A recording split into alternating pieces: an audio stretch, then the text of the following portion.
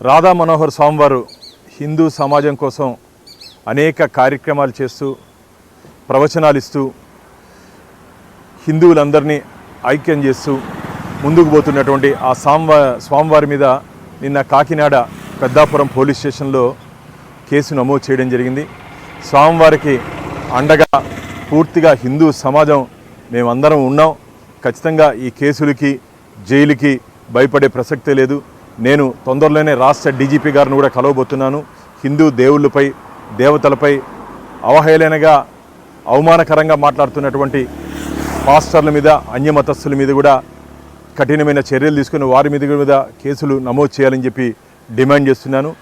పూర్తిగా హిందూ సమాజం మొత్తం రాధా మనోహర్ స్వామి చేస్తున్నటువంటి కార్యక్రమాలకి మేము వారికి అండగా నీడగా తోడుగా ఉండాలని చెప్పి మేము భావిస్తున్నాం. రాధా మనోహర్ స్వామి వారు చెప్తున్నటువంటి మాటలకి కొన్ని కోట్ల మంది హిందువులు ప్రభావితమై వారి వెంట నడుస్తున్నారు.